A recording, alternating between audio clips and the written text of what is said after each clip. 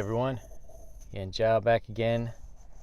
Good news, mother-in-law watch is over. She is out, and you may ask, Yan Jao, why are you in a car with a comic again? Well, the simple answer is my work is busy AF. And I just finally found, for the first time this week, like 20 minutes to come make a video.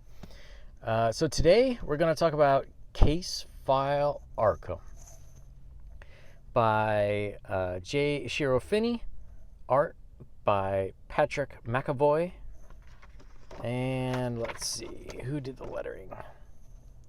So I guess Patrick McEvoy maybe did all the letters as well, and edited by Kat Rocha.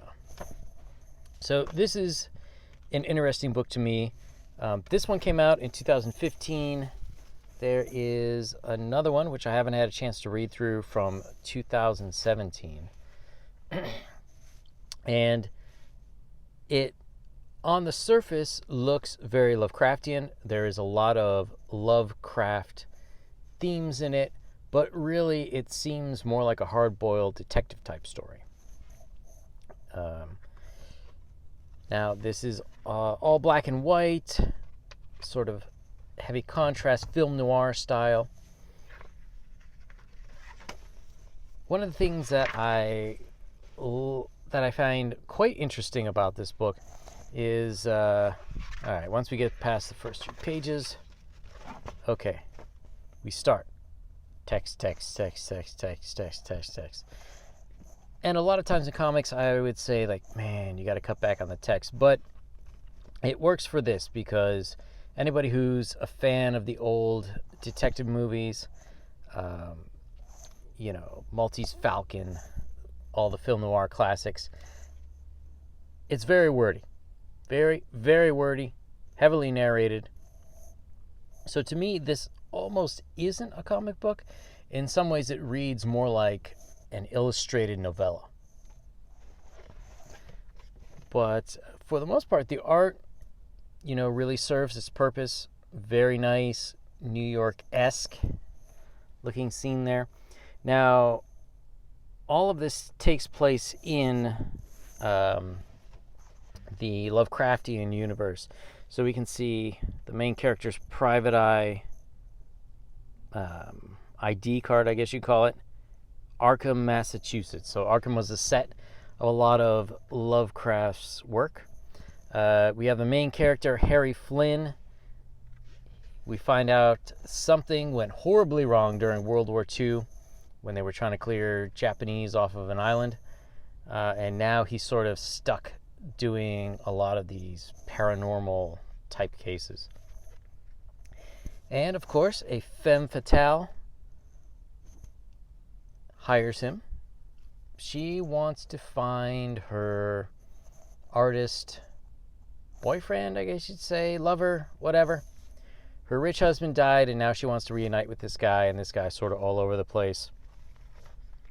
But he's kind of a freak who draws somewhere between H.G. Geiger and, Lovecraftian type stuff. Which, by the way, just a question to any ladies out there. If you were dating a guy and his paintings were like Geiger's, now, not like a copy, not like he's trying to copy Geiger, but like, let's say back in the day you were dating this guy named Geiger and you saw his paintings and they were like the alien xenomorph and things bursting out of people's chests and things like that, would you continue to date the guy? I'm just asking for the record. So at any rate, very long scene later, he starts investigating. A lot of people surrounding this guy end up dead. Flashbacks to World War II. So if anyone is familiar with the Lovecraft lore, I'm not sure if this is supposed to be Ryloteth. It might be, but Flynn is apparently on this island where there are elder things, and he wakes up. Now, we can see he has this kind of scar on his head, but I'm guessing that's supposed to be some kind of Lovecraftian marking. So we can fast forward a little bit, and we have the artist making his art, which is now people. Dead people. In general, I really like the art style. I think it definitely fits the story well. The only sort of negative is I kind of wonder how much of it is necessary. And what I mean by necessary is every panel should serve something in the storytelling. But this is a much more verbal storytelling than you get with most comic books. Most comics, you would see a lot more action. This doesn't have a lot of action. This has a lot of talking. A lot of talking. Which is fine. Like I said, it serves the story, and the story is a quite nice mashup of the detective genre with cosmic horror. But, like, do all four of these panels really serve a purpose, or are they sort of frames to have text put in it? And that's sort of what I get in some of it. Like, I don't get a whole lot of emotional reading off this. I mean, this guy has a scared face, but it's kind of neutral in all these other places. But then we have some really great looking art. Like here, we have very noir, very really setting an atmosphere, dark and gloom. He's sneaking into a dark apartment. So there are definitely places where the art is not only appropriate, but is quite good. But then there are other parts of the book where it sort of drags a bit, and it's like, well, I guess we need some frames, so break it up into frames. Otherwise, it would look weird if it's like a splash page, one-page pinup, but it's just all text. So this is quite a nice transition here, by the way. I love when people do this.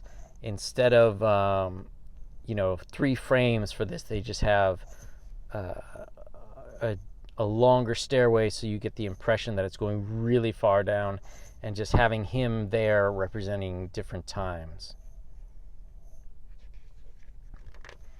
And then there's some weird stuff here, like deep shadow, deep shadow, deep shadow, no shadow. It's a little bit of shadow here. So the lighting is kind of inconsistent, and it doesn't seem to be thematic. Like, if some character's more evil, they would be more heavily in shadow. Perhaps if they're talking about something dark, what was it? Lord of the Rings or The Hobbit, where, I think it was Lord of the Rings, where somebody starts speaking in Orcish when they're in Elrond's house, and it says everything is darker and blah, blah, blah. And so you have thematically things change with lighting. But I don't know, here they just seem to change for no particular reason. So we have more art. And then one of my favorite Lovecraftian references, in a lot of Lovecraft's works, there's wells that have horrible, unspeakable things at the bottom of them. And there's a well in this place for whatever reason.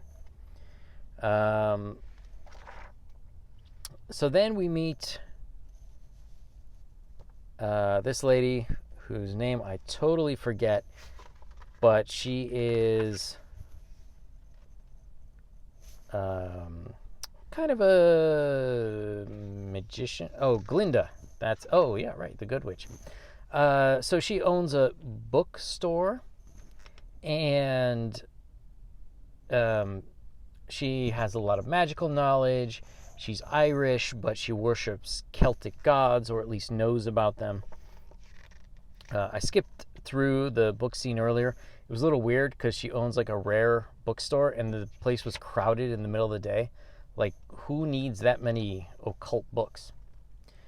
But at any rate, skipping through. So then we get into more direct Lovecraftian stuff with zombies and ghouls They had some fish people from Innsmouth. And yeah, and it's quite a nice book. So if you're a fan of Noir, if you're a fan of Lovecraft, I recommend it. Glinda. I kind of wonder if she's supposed to be Kat Rocha. I'm kind of thinking she is. But perhaps we'll find out in the future.